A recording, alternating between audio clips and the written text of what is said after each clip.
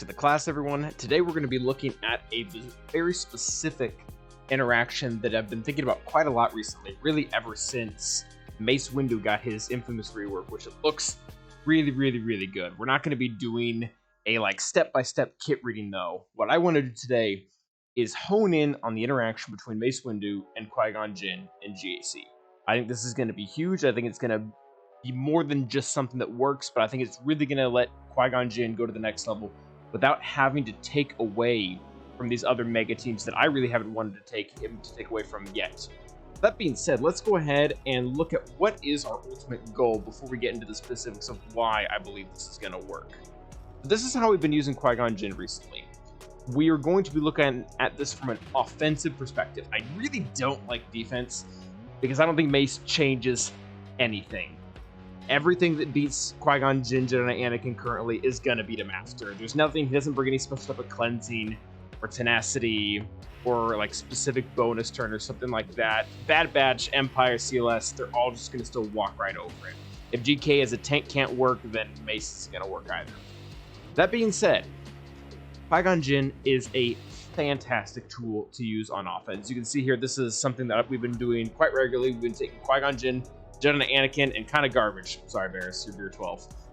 Against really good relic teams. We've been doing an assortment of things, BAM, as well as Iden. There's some other ones that I've been really wanting to try out. I know a lot of people have had success against Darth Revan.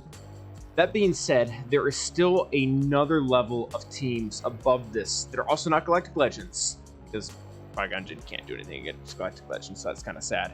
But there's still another level of teams that I want to beat, or I want these to be more, not just reliable, but also just better banners, and I think Mace fits perfectly into this. One of the strong motivations I have for doing this is the fact that I don't have Starkiller either, so there's really no other options. Like, I really don't like the idea of Padme. I really don't like the idea of JMK, at least in GAC.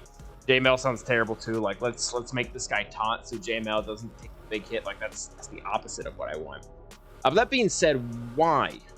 Why do I think this is going to work? So before we really jump into Mace Windu's kit, we're not going to read all of it. That's going to be really exhaustive. What I do want to do is look at some key things that interact with this. So without stating the obvious, but stating the obvious, two really important things about Qui-Gon's kit. Number one, everyone's got to be Jedi. That is non-negotiable. Mace Windu hit stat, awesome.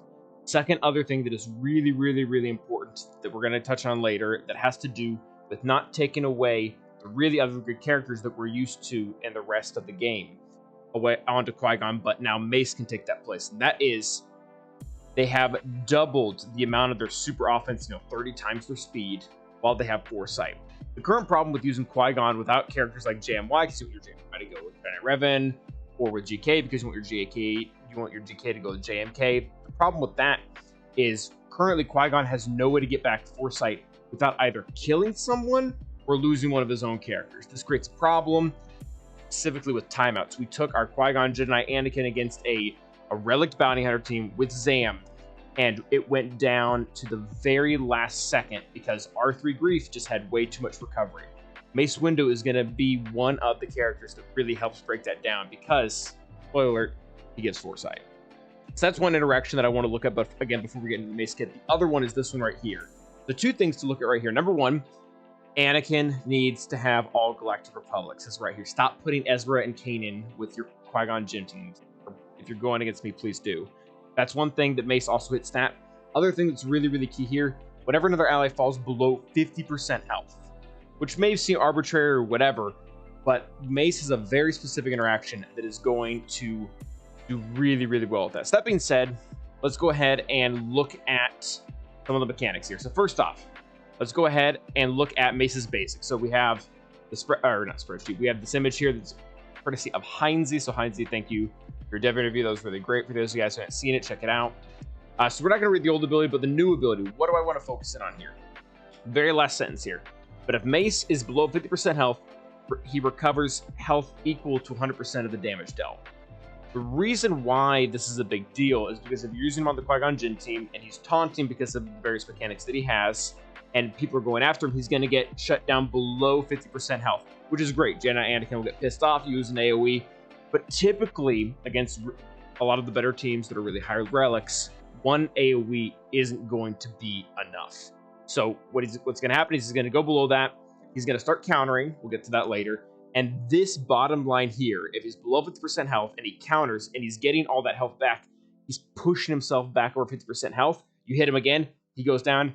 Jedi Anakin gets ticked off, and this whole process repeats where Jedi Anakin is just getting to obliterate the enemy team. And at the same time, you don't have to worry about getting bad banners because your Qui-Gon Jinn doesn't even have to die. Which it's just a really, really, really cool interaction. And there's more that comes with it as well.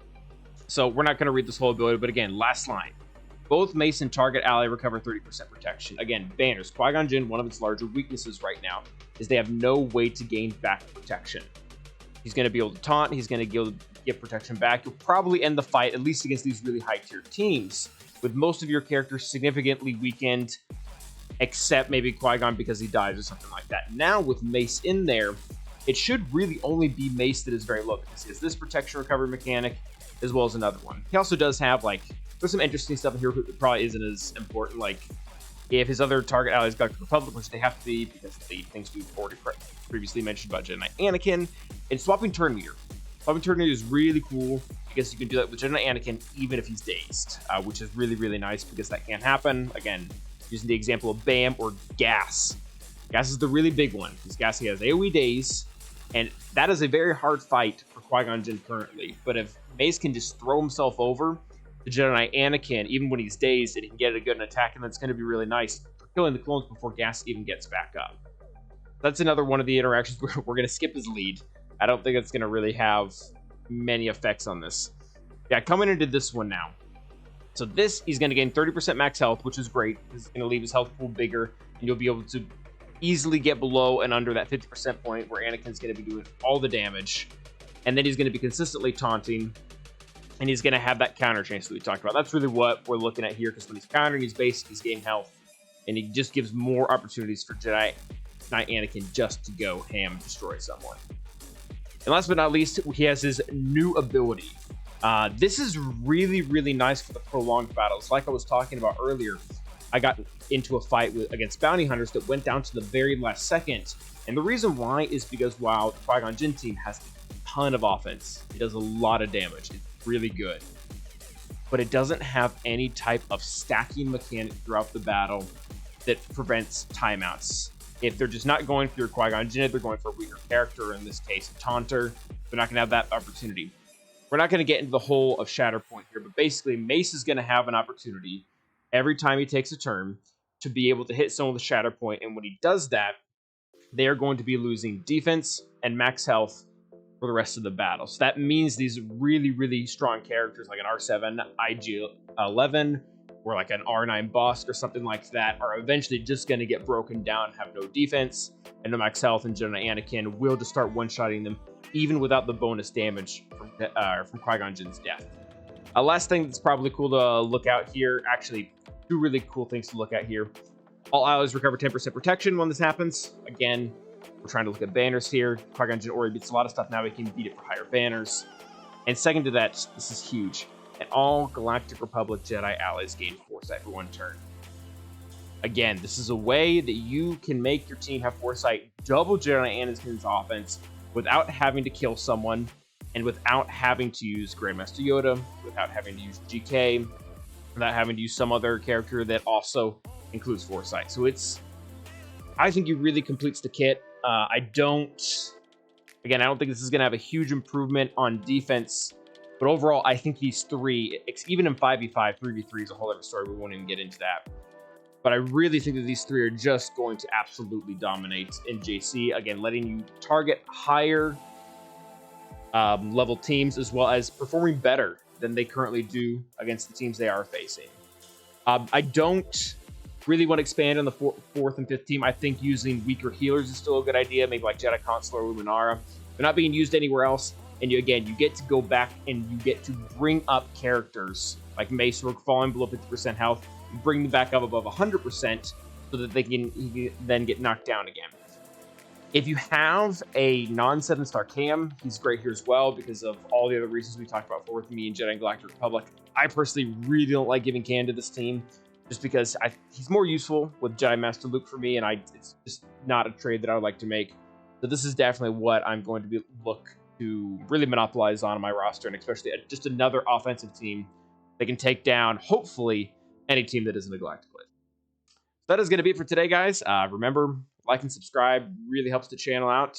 Until the next time, stay awesome.